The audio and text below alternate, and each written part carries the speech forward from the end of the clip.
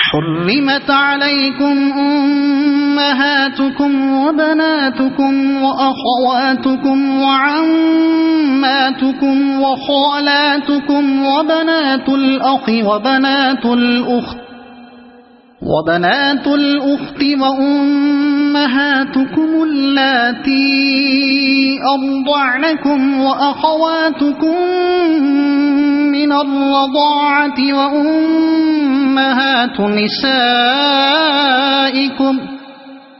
وأمهات نسائكم وربائبكم اللاتي في حجوركم من نسائكم اللاتي دخلتم بهن فإن لم تكونوا دخلتم بهن فلا جناح عليكم وحلائل أبنائكم الذين من أصلابكم وأن تجمعوا بين الأختين إلا ما قد سلف إن الله كان غفورا رحيما۔ تم پر حرام کی گئیں تمہاری مائیں، بیٹیاں، بہنیں، پھوپھیاں، خالائیں، بھتیجیاں، بھانجیاں، اور تمہاری وہ مائیں جنہوں نے تم کو دودھ پلایا ہو، اور تمہاری دودھ شریک بہنیں، اور تمہاری بیویوں کی مائیں، اور تمہاری بیویوں کی لڑکیاں جنہوں نے تمہاری گودوں میں پرورش پائی ہے، ان بیویوں کی لڑکیاں جن سے تمہارا تعلق زن و شو ہو چکا ہو، ورنہ اگر صرف نکاح ہوا ہو اور تعلق زن و شو نہ ہوا ہو تو انہیں چھوڑ کر ان کی لڑکیوں سے نکاح کر لینے میں تم پر کوئی مواخذہ نہیں ہے، اور تمہارے ان بیٹوں کی بیویاں جو تمہاری صلب سے ہوں، اور یہ بھی تم پر حرام کیا گیا ہے کہ ایک نکاح میں دو بہنوں کو جمع کرو، مگر جو پہلے ہو گیا سو ہو گیا، اللہ بخشنے والا اور رحم کرنے والا ہے۔ تمہاری مائیں، ماں کا اطلاق سگی اور سوتیلی دونوں قسم کی ماؤں پر ہوتا ہے، اس لیے دونوں حرام ہیں۔ نیز اسی حکم میں باپ کی ماں اور ماں کی ماں بھی شامل ہے۔ اس امر میں اختلاف ہے کہ جس عورت سے باپ کا ناجائز تعلق ہو چکا ہو وہ بھی بیٹے پر حرام ہے یا نہیں۔ سلف میں سے بعض اس کی حرمت کے قائل نہیں ہیں اور بعض اسے بھی حرام قرار دیتے ہیں، بلکہ ان کے نزدیک جس عورت کو باپ نے شہوت سے ہاتھ لگایا ہو وہ بھی بیٹے پر حرام ہے۔ اسی طرح سلف میں اس امر پر بھی اختلاف رہا ہے کہ جس عورت سے بیٹے کا ناجائز تعلق ہو چکا ہو وہ باپ پر حرام ہے یا نہیں، اور جس مرد سے ماں یا بیٹی کا ناجائز تعلق رہا ہو یا بعد میں ہو جائے اس سے نکاح ماں اور بیٹی دونوں کے لیے حرام ہے یا نہیں۔ اس باب میں فقیہانہ بحثیں بہت طویل ہیں، مگر یہ بات بادنا تعمل سمجھ میں آ سکتی ہے کہ کسی شخص کے نکاح میں ایسی عورت کا ہونا جس پر اس کا باپ یا اس کا بیٹا بھی نظر رکھتا ہو، یا جس کی ماں یا بیٹی پر بھی اس کی نگاہ ہو، ایک صالح معاشرت کے لیے کسی طرح مناسب نہیں ہو سکتا۔ شریعت الہی کا مزاج اس معاملے میں ان قانونی مشگافیوں کو قبول نہیں کرتا جن کی بنا پر نکاح اور غیر نکاح اور قبل نکاح اور بعد نکاح اور لمس اور نظر وغیرہ میں فرق کیا جاتا ہے۔ سیدھی اور صاف بات یہ ہے کہ خاندانی زندگی میں ایک ہی عورت کے ساتھ باپ اور بیٹے کے یا ایک ہی مرد کے ساتھ ماں اور بیٹی کے شہوانی جذبات کا وابستہ ہونا سخت مفاسد کا موجب ہے، اور شریعت اسے ہرگز برداشت نہیں کر سکتی۔ نبی صلی اللہ علیہ وسلم کا ارشاد ہے، جس شخص نے کسی عورت کے اعضائے صنفی پر نظر ڈالی ہو اس کی ماں اور بیٹی دونوں اس پر حرام ہیں۔ خدا اس شخص کی صورت دیکھنا پسند نہیں کرتا جو بیک وقت ماں اور بیٹی دونوں کے اعضائے صنفی پر نظر ڈالے۔ ان روایات سے شریعت کا منشا صاف واضح ہو جاتا ہے۔ بیٹی کے حکم میں پوتی اور نواسی بھی شامل ہیں، البتہ اس امر میں اختلاف ہے کہ ناجائز تعلقات کے نتیجے میں جو لڑکی ہوئی ہو وہ بھی حرام ہے یا نہیں۔ امام ابو حنیفہ رحمۃ اللہ علیہ، امام مالک اور احمد ابن حنبل رحمہم اللہ کے نزدیک وہ بھی جائز بیٹی کی طرح محرمات میں سے ہے، اور امام شافعی رحمۃ اللہ علیہ کے نزدیک وہ محرمات میں سے نہیں ہے، مگر در حقیقت یہ تصور بھی ذوق سلیم پر بار ہے کہ جس لڑکی کے متعلق آدمی یہ جانتا ہو کہ وہ اسی کے نطفے سے پیدا ہوئی ہے اس کے ساتھ نکاح کرنا اس کے لیے جائز ہو۔ بہنیں، سگی بہن اور ماں شریک بہن اور باپ شریک بہن تینوں اس حکم میں یکساں ہیں۔ بھانجیاں، ان سب رشتوں میں بھی سگے اور سوتیلے کے درمیان کوئی فرق نہیں ہے۔ باپ اور ماں کی بہن خاص سگی ہو خاص سوتیلی یا باپ شریک، بہرحال وہ بیٹے پر حرام ہے۔ اسی طرح بھائی اور بہن خاص سگے ہوں یا سوتیلے یا باپ شریک، ان کی بیٹیاں ایک شخص کے لیے اپنی بیٹی کی طرح حرام ہیں۔ اور تمہاری دودھ شریک بہنیں، اس امر پر امت میں اتفاق ہے کہ ایک لڑکے یا لڑکی نے جس عورت کا دودھ پیا ہو اس کے لیے وہ عورت ماں کے حکم میں اور اس کا شوہر باپ کے حکم میں ہے، اور تمام وہ رشتے جو حقیقی ماں اور باپ کے تعلق سے حرام ہوتے ہیں رضائی ماں اور باپ کے تعلق سے بھی حرام ہو جاتے ہیں۔ اس حکم کا ماخذ نبی کریم صلی اللہ علیہ وسلم کا یہ ارشاد ہے کہ یحرم من الرضاء ما یحرم من النسب، کہ جس چیز کو نسب نے حرام کر دیا ہے اسی چیز کو رضاعت نے حرام کر دیا ہے۔ البتہ اس امر میں اختلاف ہے کہ حرمت رضاعت کس قدر دودھ پینے سے ثابت ہوتی ہے۔ امام ابو حنیفہ رحمۃ اللہ علیہ اور امام مالک رحمۃ اللہ علیہ کے نزدیک جتنی مقدار سے روزے دار کا روزہ ٹوٹ سکتا ہے اتنی ہی مقدار میں اگر بچہ کسی کا دودھ پی لے تو حرمت ثابت ہو جاتی ہے، مگر امام احمد کے نزدیک 3 مرتبہ پینے سے اور امام شافعی کے نزدیک 5 دفعہ پینے سے یہ حرمت ثابت ہوتی ہے۔ نیز اس امر میں بھی اختلاف ہے کہ کس عمر میں پینے سے یہ رشتے حرام ہوتے ہیں۔ اس باب میں فقہا کے اقوال حسب ذیل: 1، اعتبار صرف اس زمانے میں دودھ پینے کا ہے جبکہ بچے کا دودھ چھوڑایا نہ جا چکا ہو اور شیر خارگی ہی پر اس کے تغذیہ کا انحصار ہو، ورنہ دودھ چھٹائی کے بعد اگر کسی بچے نے کسی عورت کا دودھ پی لیا ہو تو اس کی حیثیت ایسی ہی ہے جیسے اس نے پانی پی لیا۔ یہ رائے ام سلمہ رضی اللہ عنہا اور ابن عباس رضی اللہ عنہما کی ہے۔ حضرت علی رضی اللہ عنہ سے بھی ایک روایت اس معنی میں آئی ہے۔ زہری، حسن بصری، قتادہ، اکرمہ اور اوزائی اسی کے قائل ہیں۔ 2 سال کی عمر کے اندر اندر جو دودھ پیا گیا ہو صرف اسی سے حرمت رضاعت ثابت ہوگی۔ یہ حضرت عمر رضی اللہ عنہ، ابن مسعود رضی اللہ عنہ، ابی ہریرہ رضی اللہ عنہ اور ابن عمر رضی اللہ عنہ کا قول ہے، اور فقہا میں سے امام شافعی رحمۃ اللہ علیہ، امام احمد رحمۃ اللہ علیہ، امام ابو یوسف رحمۃ اللہ علیہ، امام محمد رحمۃ اللہ علیہ اور سفیان ثوری رحمۃ اللہ علیہ نے اسے قبول کیا ہے۔ امام ابو حنیفہ رحمۃ اللہ علیہ سے بھی ایک قول اسی کی تائید میں منقول ہے۔ امام مالک بھی اسی حد کے قائل ہیں، مگر وہ کہتے ہیں کہ 2 سال سے اگر مہینہ 2 مہینہ زائد عمر بھی ہو تو اس میں دودھ پینے کا وہی حکم ہے۔ 3، امام ابو حنیفہ رحمۃ اللہ علیہ اور امام زفر کا مشہور قول یہ ہے کہ زمانہ رضاعت 2.5 سال ہے اور اس کے اندر پینے سے حرمت رضاعت ثابت ہوتی ہے۔ 4، خواہ کسی عمر میں دودھ پیے حرمت ثابت ہو جائے گی، یعنی اس معاملے میں اصل اعتبار دودھ کا ہے نہ کہ عمر کا۔ پینے والا اگر بوڑھا بھی ہو تو اس کا وہی حکم ہے جو شیرخوار بچے کا ہے۔ یہی رائے ہے حضرت عائشہ رضی اللہ عنہا کی، اور حضرت علی رضی اللہ عنہ سے بھی صحیح تر روایت اسی کی تائید میں منقول ہے، اور فقہا میں سے عروہ بن زبیر، عطا، لیث بن سعد اور ابن حزم نے اسی قول کو اختیار کیا ہے۔ اور تمہاری بیویوں کی مائیں، اس امر میں اختلاف ہے کہ جس عورت سے محض نکاح ہوا ہو اس کی ماں حرام ہے یا نہیں۔ امام ابو حنیفہ، امام مالک، احمد اور شافعی رحمہم اللہ اس کی حرمت کے قائل ہیں، اور حضرت علی رضی اللہ عنہ کی رائے یہ ہے کہ جب تک کسی عورت سے خلوت نہ ہوئی ہو اس کی ماں حرام نہیں ہوتی۔ اور تمہاری بیویوں کی لڑکیاں جنہوں نے تمہاری گودوں میں پرورش پائی ہے۔ ایسی لڑکی کا حرام ہونا اس شرط پر موقوف نہیں ہے کہ اس نے سوتیلے باپ کے گھر میں پرورش پائی ہو۔ یہ الفاظ اللہ تعالیٰ نے محض اس رشتے کی نزاکت ظاہر کرنے کے لیے استعمال فرمائے ہیں۔ فقہائے امت کا اس بات پر تقریباً اجماع ہے کہ سوتیلی بیٹی آدمی پر بہرحال حرام ہے، خواہ اس نے سوتیلے باپ کے گھر میں پرورش پائی ہو یا نہ پائی ہو۔ اور تمہارے ان بیٹوں کی بیویاں جو تمہاری صلب سے ہوں۔ یہ قید اس غرض کے لیے بڑھائی گئی ہے کہ جسے آدمی نے بیٹا بنا لیا ہو اس کی بیوہ یا مطلقہ آدمی پر حرام نہیں ہے۔ حرام صرف اس بیٹے کی بیوی ہے جو آدمی کی اپنی صلب سے ہو، اور بیٹے ہی کی طرح پوتے اور نواسے کی بیوی بھی دادا اور نانا پر حرام ہے۔ اور یہ بھی تم پر حرام کیا گیا ہے کہ ایک نکاح میں 2 بہنوں کو جمع کرو۔ نبی صلی اللہ علیہ وسلم کی ہدایت ہے کہ خالہ اور بھانجی اور پھوپھی اور بھتیجی کو بھی ایک ساتھ نکاح میں رکھنا حرام ہے۔ اس معاملے میں یہ اصول سمجھ لینا چاہیے کہ ایسی 2 عورتوں کو جمع کرنا بہرحال حرام ہے جن میں سے کوئی ایک اگر مرد ہوتی تو اس کا نکاح دوسری سے حرام ہوتا۔ اللہ بخشنے والا اور رحم کرنے والا ہے۔ یعنی جاہلیت کے زمانے میں جو ظلم تم لوگ کرتے رہے ہو کہ دو دو بہنوں سے بیک وقت نکاح کر لیتے تھے،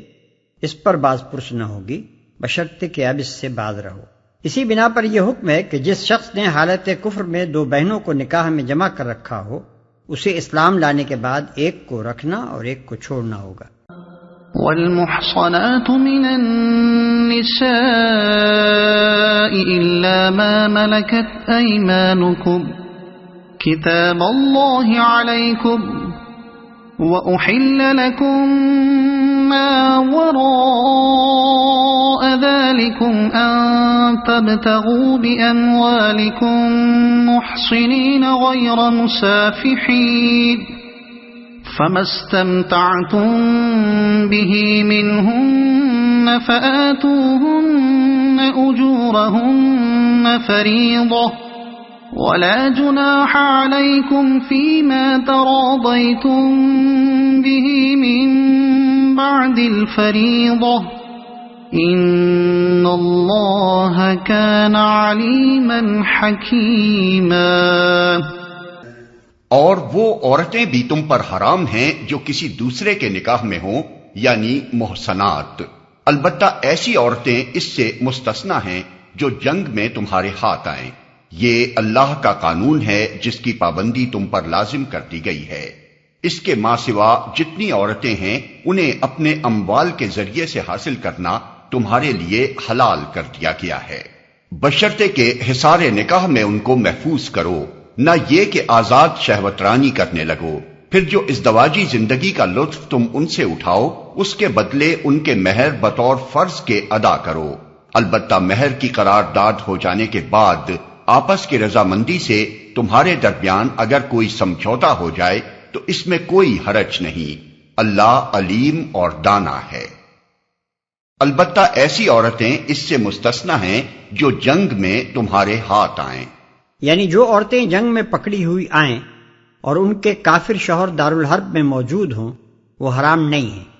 کیونکہ دارالحرب سے دارالاسلام میں آنے کے بعد ان کے نکاح ٹوٹ گئے۔ ایسی عورتوں کے ساتھ نکاح بھی کیا جا سکتا ہے اور جس کی ملک یمین میں وہ ہوں وہ ان سے تمتع بھی کر سکتا ہے۔ البتہ فقہا کے درمیان اس امر میں اختلاف ہے کہ اگر میاں اور بیوی دونوں ایک ساتھ گرفتار ہوں تو ان کا کیا حکم ہے۔ امام ابو حنیفہ رحمۃ اللہ علیہ اور ان کے اصحاب کہتے ہیں کہ ان کا نکاح باقی رہے گا، اور امام مالک و شافعی کا مسلک یہ ہے کہ ان کا نکاح بھی باقی نہ رہے گا۔ لونڈیوں سے تمتع کے معاملے میں بہت سی غلط فہمیاں لوگوں کے ذہن میں ہیں، لہذا حسب ذیل مسائل کو اچھی طرح سے سمجھ لینا چاہیے۔ 1، جو عورتیں جنگ میں گرفتار ہوں ان کو پکڑتے ہی ہر سپاہی ان کے ساتھ مباشرت کر لینے کا مجاز نہیں ہے، بلکہ اسلامی قانون یہ ہے کہ ایسی عورتیں حکومت کے حوالے کر دی جائیں گی۔ حکومت کو اختیار ہے کہ چاہے ان کو رہا کر دے، چاہے ان سے فدیہ لے، چاہے ان کا تبادلہ ان مسلمان قیدیوں سے کرے جو دشمن کے ہاتھ میں ہوں، اور چاہے تو انہیں سپاہیوں میں تقسیم کر دے۔ ایک سپاہی صرف اس عورت ہی سے تمتع کرنے کا مجاز ہے جو حکومت کی طرف سے باقاعدہ اس کے ملک میں دی گئی۔ 2، جو عورت اس طرح کسی کی ملک میں دی جائے اس کے ساتھ بھی اس وقت تک مباشرت نہیں کی جا سکتی جب تک کہ اسے ایک مرتبہ ایام ماہواری نہ آ جائیں، اور یہ اطمینان نہ ہو لے کہ وہ حاملہ نہیں ہے۔ اس سے پہلے مباشرت کرنا حرام ہے، اور اگر وہ حاملہ ہو تو وضع حمل سے پہلے بھی مباشرت ناجائز ہے۔ 3، جنگ میں پکڑی ہوئی عورتوں سے تمتع کے معاملے میں یہ شرط نہیں ہے کہ وہ اہل کتاب ہی میں سے ہوں، ان کا مذہب خواہ کوئی ہو، بہرحال جب وہ تقسیم کر دی جائیں گی تو جن کے حصے میں وہ آئیں وہ ان سے تمتع کر سکتے ہیں۔ 4، جو عورت جس شخص کے حصے میں دی گئی ہو صرف وہی اس کے ساتھ تمتع کر سکتا ہے، کسی دوسرے کو اسے ہاتھ لگانے کا حق نہیں ہے۔ اس عورت سے جو اولاد ہوگی وہ اسی شخص کی جائز اولاد سمجھی جائے گی جس کی ملک میں وہ عورت ہے۔ اس اولاد کے قانونی حقوق وہی ہوں گے جو شریعت میں سلبی اولاد کے لیے مقرر ہیں۔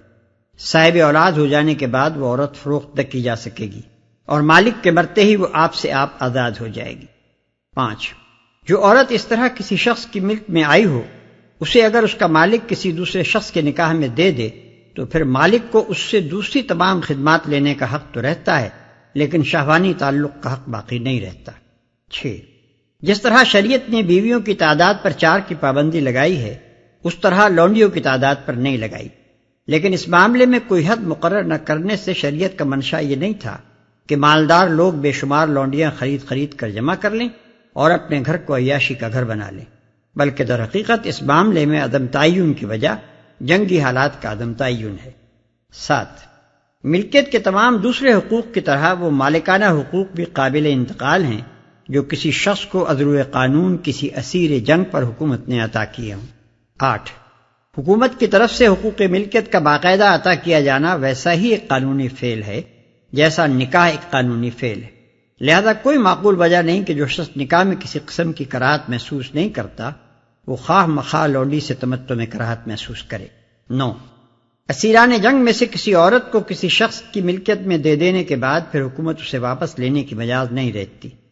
بالکل اسی طرح جیسے کسی عورت کا ولی اس کو کسی کے نکاح میں دے چکنے کے بعد پھر واپس لینے کا اختیار نہیں رہتا۔ 10،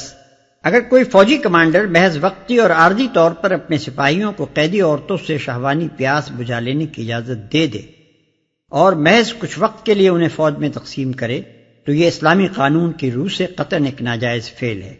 اس میں اور زنا میں کوئی فرق نہیں ہے، اور زنا اسلامی قانون میں جرم ہے۔ تفصیلی بحث کے لیے مراجعہ ہو ہماری کتاب تفہیمات حصہ 2 اور رسائل و مسائل حصہ 1۔ ومن لم يستطع منكم طولا أن ينكح المحصنات المؤمنات فمما ملكت أيمانكم من فتياتكم المؤمنات والله أعلم بإيمانكم بعضكم من بعض۔ اور جو شخص تم میں سے اتنی مقدرت نہ رکھتا ہو کہ خاندانی مسلمان عورتوں یعنی محصنات سے نکاح کر سکے، اسے چاہیے کہ تمہاری ان لونڈیوں میں سے کسی کے ساتھ نکاح کر لے جو تمہارے قبضے میں ہوں اور مومنہ ہوں۔ اللہ تمہارے ایمانوں کا حال خوب جانتا ہے، تم سب ایک ہی گروہ کے لوگ ہو۔ یعنی معاشرت میں لوگوں کے درمیان جو فرق مراتب ہے وہ محض ایک اعتباری چیز ہے، ورنہ دراصل سب مسلمان یکساں ہیں، اور اگر کوئی حقیقی وجہ امتیاز ان کے درمیان ہے تو وہ ایمان ہے جو محض اونچے گھرانوں ہی کا حصہ نہیں ہے۔ ہو سکتا ہے کہ ایک لونڈی ایمان و اخلاق میں خاندانی عورت سے بہتر ہو۔ فانكحوهن بإذن أهلهن وآتوهن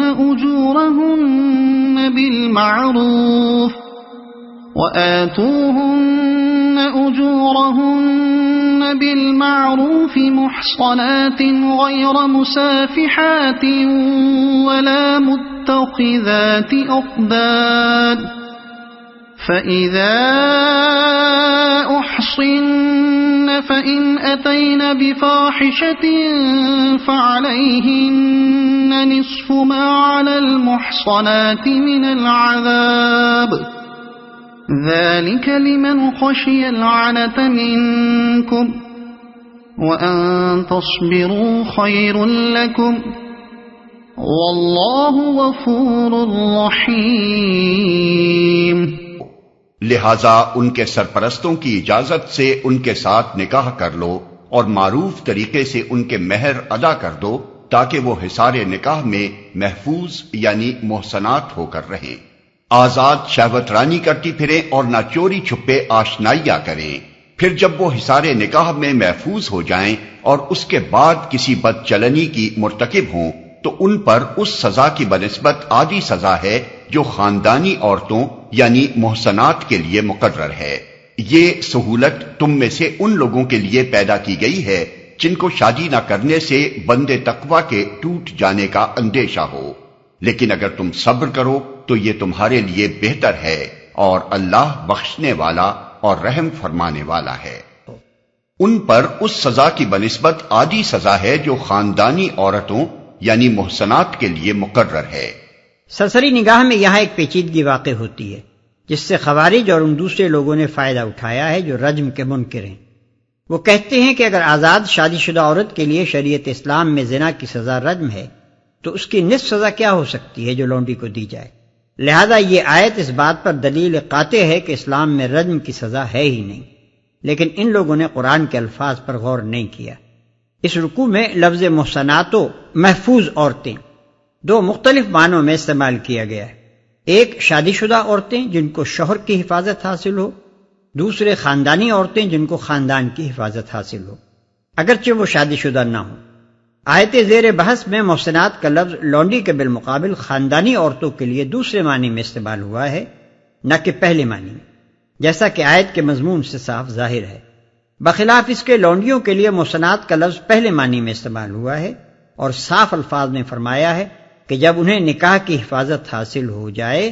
تب ان کے لیے زنا کے ارتکاب پر وہ سزا ہے جو مذکور ہوئی۔ اب اگر غیر نگاہ سے دیکھا جائے تو یہ بات بالکل واضح ہو جاتی ہے کہ خاندانی عورت کو دو حفاظتیں حاصل ہوتی ہیں، ایک خاندان کی حفاظت جس کی بنا پر وہ شادی کے بغیر بھی محسنہ ہوتی ہے، دوسری شوہر کی حفاظت جس کی وجہ سے اس کے لیے خاندان کی حفاظت پر ایک اور حفاظت کا اضافہ ہو جاتا ہے۔ بخلاف اس کے لونڈی جب تک لونڈی ہے محسنہ نہیں ہے، کیونکہ اس کو کسی خاندان کی حفاظت حاصل نہیں ہے۔ البتہ نکاح ہونے پر اس کو صرف شوہر کی حفاظت حاصل ہوتی ہے، اور وہ بھی ادھوری، کیونکہ شوہر کی حفاظت میں آنے کے بعد بھی نہ تو وہ ان لوگوں کی بندگی سے آزاد ہوتی ہے جن کی ملک میں وہ تھی،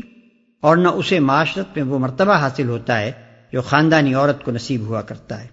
لہذا اسے جو سزا دی جائے گی وہ غیر شادی شدہ خاندانی عورتوں کی سزا سے عادی ہوگی، نہ کہ شادی شدہ خاندانی عورتوں کی سزا سے۔ نیز یہیں سے یہ بات بھی معلوم ہو گئی کہ سورہ نور کی دوسری آیت میں زنا کی جس سزا کا ذکر ہے وہ صرف غیر شادی شدہ خاندانی عورتوں کے لیے ہے، جن کے مقابلے میں یہاں شادی شدہ لونڈی کی سزا نصف بیان کی گئی ہے۔ رہیں شادی شدہ خاندانی عورتیں تو وہ غیر شادی شدہ محسنات سے زیادہ سخت سزا کی مستحق ہیں، کیونکہ وہ دوہری حفاظت کو توڑتی ہیں۔ اگرچہ قرآن ان کے لیے سزائے رجم کی تصریح نہیں کرتا، لیکن نہایت لطیف طریقے سے اس کی طرف اشارہ کرتا ہے جو بلید الذہن لوگوں سے مخفی رہ جائے تو رہ جائے، نبی کے ذہن رسا سے مخفی نہیں رہ سکتا۔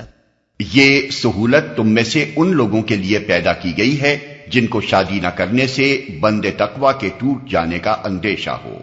یعنی خاندانی عورت سے نکاح کرنے کی استطاعت نہ ہو تو کسی لونڈی سے اس کے مالکوں کی اجازت لے کر نکاح کر لینے کی سہولت۔